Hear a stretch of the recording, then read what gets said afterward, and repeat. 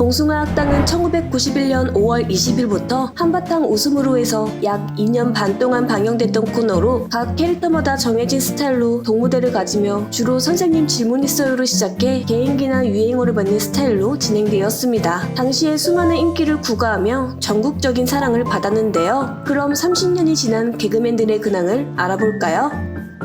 서연서는 고 서영춘의 딸이자 개그맨 서동균의 누나로 알려져 있는데요. 먼저 미녀 개그우먼으로 1990년 KBS 6기 공채 개그맨으로 방송활동을 시작한 그녀는 봉숭아 학당 코너에서 오서방 역할을 맡은 오재미의 행동에 태클을 거는 갓난이 역할을 맡으면서 널리 알려졌습니다. 코미디 대상에서 신인상과 백상예술대상에서 코미디 연기상 등을 수상하며 능력을 인정받았죠. 하지만 2000년대 중반에 활동을 중단했고 2011년 6월 12일에 대한민국 대통령실 경호처 소속 경호원과 결혼한 이후로는 근황이 알려지지 않았습니다.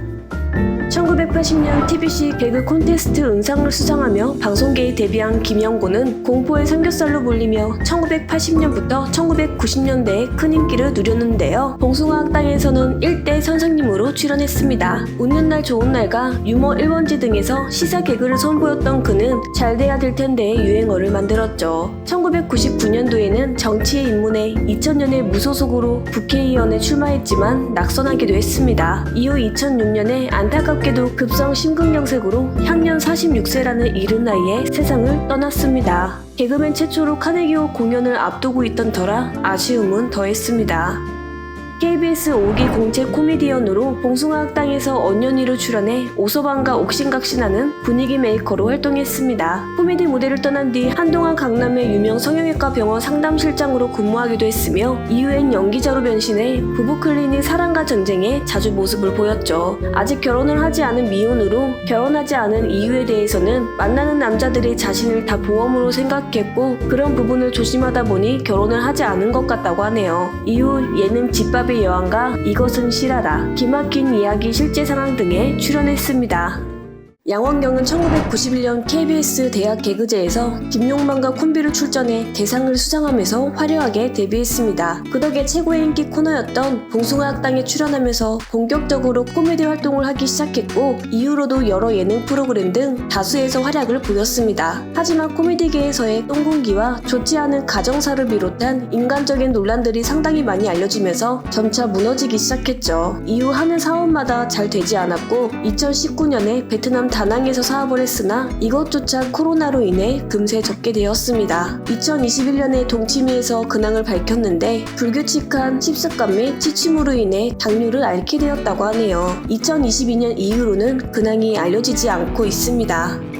1984년에 KBS 2기 공채 개그맨으로 데뷔한 뒤 유머 1번지에서 맹활약했는데요. 동작 그만을 시작으로 김미아와 같이 스리랑 부부를 통해서 이름을 알리기 시작한 뒤 쇼 비디오 자키나 코미디 세상만사, 봉숭아 학당 등 다양한 개그 프로그램에서 활약한 결과 1990년에 백상예술대상에서 코미디언 연기상을 받았습니다. 1988년에 결혼했으며 프로축구 선수 출신인 아들이 한 명 있는데요. 현재는 손주도 있는 할아버지가 되었으며 가끔씩 예능에 출연해 근황을 알리고 있습니다.